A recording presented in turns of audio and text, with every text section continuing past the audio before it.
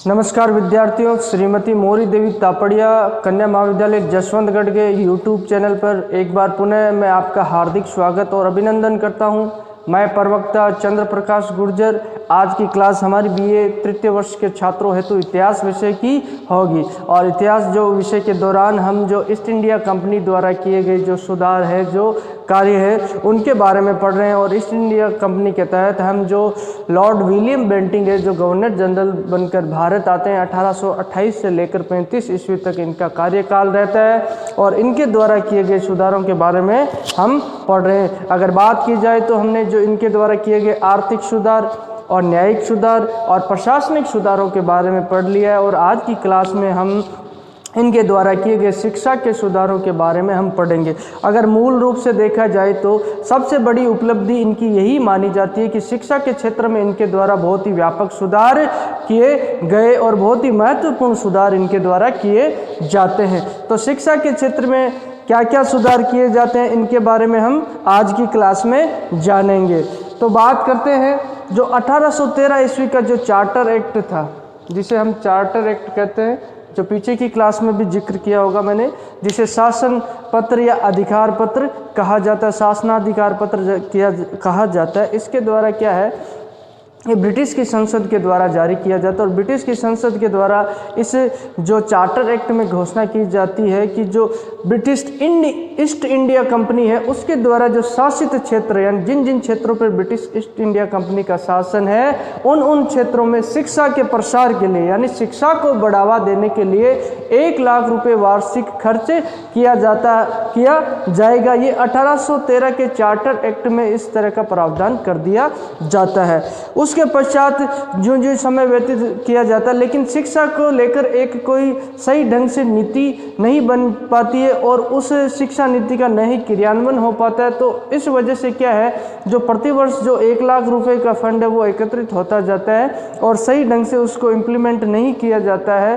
तो इस क्षेत्र में पैसा जो खर्च नहीं किया जाता है एजुकेशन फील्ड में, तो वो पैसा एकत्रित होने लग जाता है। लेकिन 1823 ईस्वी में जब लॉर्ड एमहर्स्ट जो तत्कालीन गवर्नर जनरल बन के भारत आते हैं, उनके द्वारा एक जो सुझाव समिति का निर्माण किया जाता है कि ये पैसा जो एकत्रित हो रहा है उसको शिक्षा के क्षेत्र में कैसे खर्च किया जाए और शिक्षा किस प्रकार की शिक्षा हो, कैसे शिक्षा दी जाए। लेकिन उसी समय जो क्या होता है, जो बर्मा का युद्ध है वो ईस्ट इंडिया कंपनी और बर्मा में जो आपस में युद्ध छिड़ जाता है, तो उसी दौरान ये जो सुझाव समिति है वो भी क्या है, निरस्त हो जाती है और शिक्षा के क्षेत्र में किसी तरह का सुझाव नहीं आ पाता है और न ही पैसा खर्च किया जाता है। लेकिन जब लॉर्ड विलियम बेंटिंक भारत के गवर्नर जनरल बन के आते हैं, लॉर्ड विलियम बेंटिंक 1828 ईस्वी में आते हैं और 35 ईस्वी तक रहते हैं, उस समय इनके द्वारा निर्णय लिया जाता है, डिसीजन लिया जाता है कि क्यों न शिक्षा के क्षेत्र पर जो फंड पड़ा है काफ़ी समय से एकत्रित हो रहा है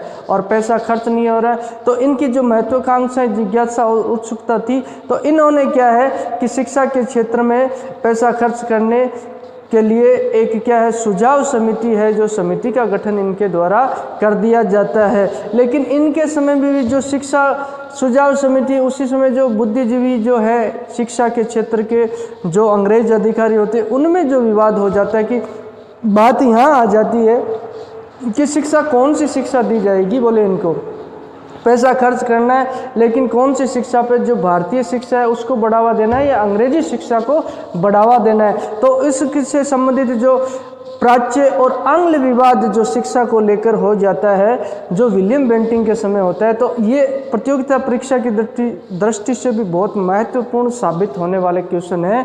इसको आप क्या है अपनी नोटबुक में नोट डाउन करते रहिए। और मैं तो कहता हूँ ज़्यादा उत्सुकता और जिज्ञासा रखने वाले अगर स्टूडेंट हैं बीए 3rd ईयर में और इतिहास के विषय में कुछ गहरा अध्ययन करने की रुचि रखते हैं, उन स्टूडेंट्स को जो बीए प्रथम वर्ष की क्लासें शुरू हो रही है हमारी, जो इतिहास को जो हम 0 लेवल से पढ़ रहे हैं, उनको भी देखना चाहिए और उनको अपनी नोटबुक में नोट डाउन करना चाहिए। ये प्रतियोगिता परीक्षा की दृष्टि से जो सरकारी जो सरकारी सेवा की तैयारी कर रहे हैं वर्तमान समय में गवर्नमेंट जॉब्स की, उन स्टूडेंट्सों के लिए बहुत बेहतर साबित होने वाली, क्योंकि मैं विभिन्न प्रकार के अन्य अन्य स्रोतों से आपके लिए जो है जो चीज़ें जुटाकर लाता हूँ, कंटेंट जुटाकर लाता हूँ। तो बात करते हैं हम कहाँ थे टॉपिक पे, तो बात करते हैं जो आंग्लो प्राच्य विवाद होता है कौन से गवर्नर जनरल के समय होता है, तो इसका आंसर होगा विलियम बेंटिंक के समय ये विवाद होता है। तो ऐसे क्वेश्चन पुटअप होते हैं, ऐसे क्वेश्चन ही पुटअप होते हैं जो एग्जाम में, कंपटीशन एग्जाम में।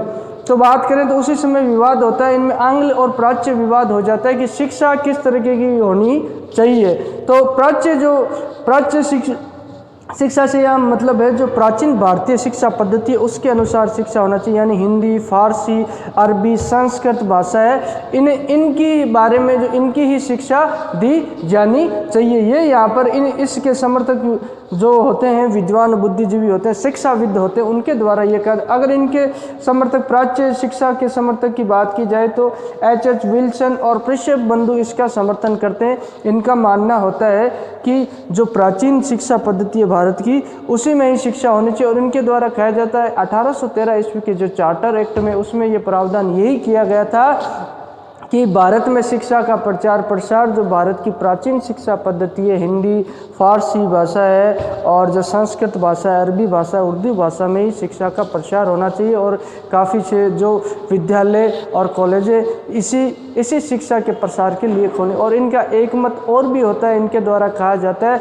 अगर भारतीयों को अंग्रेजी शिक्षा से अनभिज्ञ रखा जाएगा या उससे दूर रखा जाएगा तो ये जो अंग्रेज़ों के प्रति जो नम्रता की जो स्थिति है वर्तमान अंग्रेजों के प्रति जो नम्रतापूर्वक व्यवहार है वो बना रहेगा। ये इन समर्थकों का, बुद्धिजीवियों का कहने था, शिक्षाविदों का।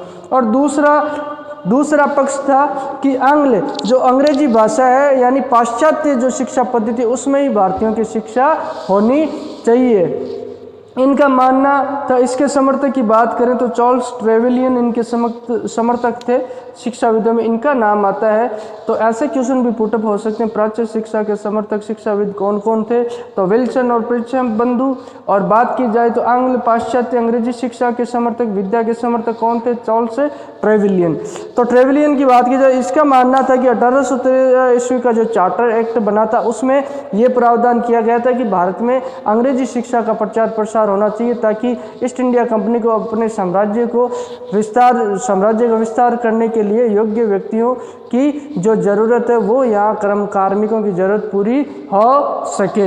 ये विवाद होता है। इसी विवाद के दौरान विलियम बेंटिंक के द्वारा क्या किया जाता है कि एक शिक्षा समिति का गठन कर दिया जाता है कि ताकि किस तरीके से शिक्षा हो और इनका ओपिनियन मत क्या रहता है, तो इसके बारे में कोई सुझाव वो समिति तैयार करके देगी तो उस पर विलियम बेंटिंक द्वारा जो गौर किया जाएगा। तो 1835 ईस्वी में लॉर्ड मैकाले उस समय के जो शिक्षाविद थे और अंग्रेजी अधिकारी थे जो भारत में थे, उनको जो क्या है एक शिक्षा समिति बनाकर उसका अध्यक्ष नियुक्त कर दिया जाता है।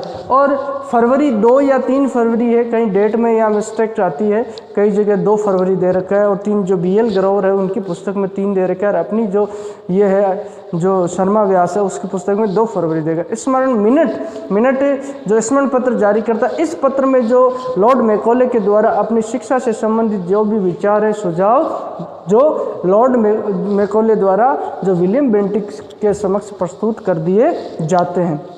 अब इसमें क्या कहा जाता है, जो लॉर्ड मैकाले ये पाश्चात्य शिक्षा जो अंग्रेजी शिक्षा है, आंग्ल शिक्षा का समर्थक होता है और इसके द्वारा जो भारतीय शिक्षा पद्धति और भारतीय शिक्षाओं का उपहास मजाक उड़ाया जाता है। इसके द्वारा कहा जाता है कि ये जो भारतीय पुस्तकों, भारतीय जो इतिहास की पुस्तकें उनमें तो बस यही है जो मनगढ़ंत बातें हैं, पूर्वाग्रह से ग्रसित बातें हैं और इनमें किसी तरह का सार और तथ्य नहीं, ये बातें इनसे कही जाती है।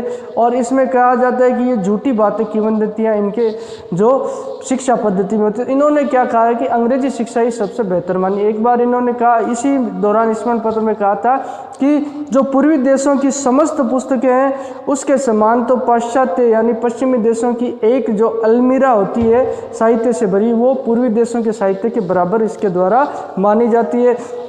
और इसके द्वारा जिक्र किया जाता है, अपने पिताजी को ये अपना लेटर लिखता है लॉर्ड मैकाले, जिसे शिक्षा समिति का अध्यक्ष बनाया गया, कि अगर मेरे द्वारा बनाई गई जो शिक्षा नीति है उसको क्रियान्वयन किया जाए तो मैं तो कहता हूँ दावे के साथ कि 30 वर्षों के पश्चात बंगाल में कोई भी मूर्ति पूजक नहीं बचेगा। ये बात इसके द्वारा अपने शिक्षा से संबंधित सुझाव देने के पश्चात अपने पिता को बताई जाती है। तो इसके पीछे इनकी कैसा उद्देश्य होंगे आप भी समझ सकते हो।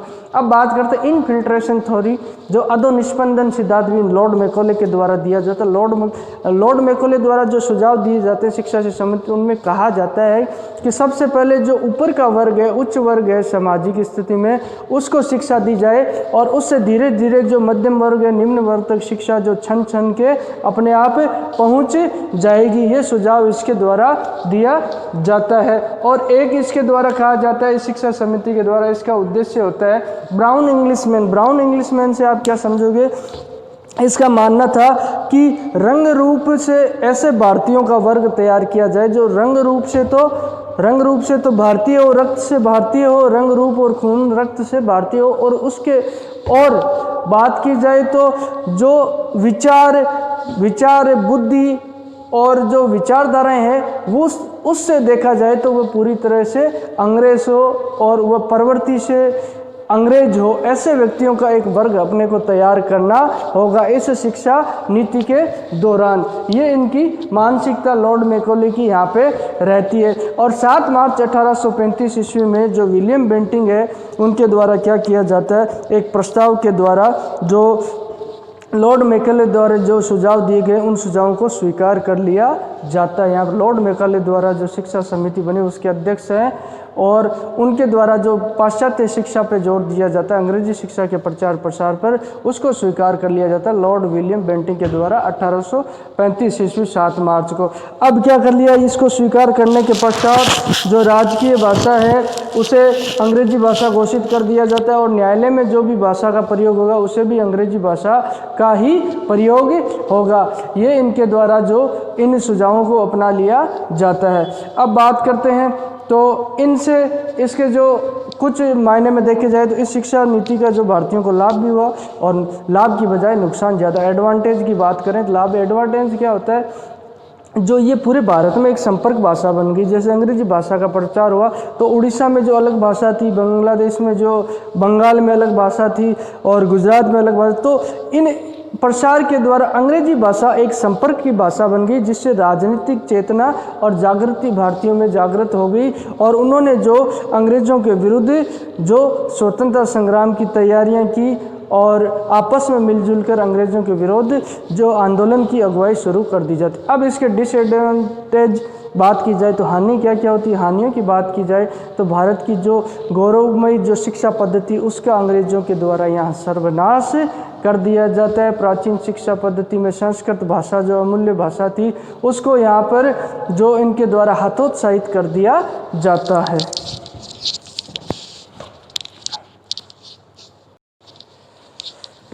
तो विद्यार्थियों, आज की क्लास में हमने जो लॉर्ड विलियम बेंटिंग है उनके द्वारा किए गए जो शिक्षा से संबंधित सुधारों के बारे में जाना और उनके द्वारा एक शिक्षा समिति बना दी जाती है और शिक्षा समिति के अध्यक्ष लॉर्ड मैकॉले को नियुक्त कर दिया जाता है। लॉर्ड मैकॉले के द्वारा जो अपने स्मरण पत्र मिनट में अपने विचार और सुझाव प्रस्तुत किए जाते हैं और उसके द्वारा भारतीय धर्म और शिक्षा का उपहास मजाक यहाँ उड़ाया जाता है और उसके द्वारा जो पाश्चात्य शिक्षा है, अंग्रेजी शिक्षा है, उसी को ही जो सर्वश्रेष्ठ बनाया जाता है और विलियम बेंटिंग के द्वारा उसकी जो सुझावों और विचारों को स्वीकार कर लिया जाता है। विचारों को स्वीकार करने के पश्चात भारत में जो पाश्चात्य शिक्षा है उसकी शुरुआत कर दी जाती है और इसी समय भारत में पाश्चात्यकरण की शुरुआत हो जाती है।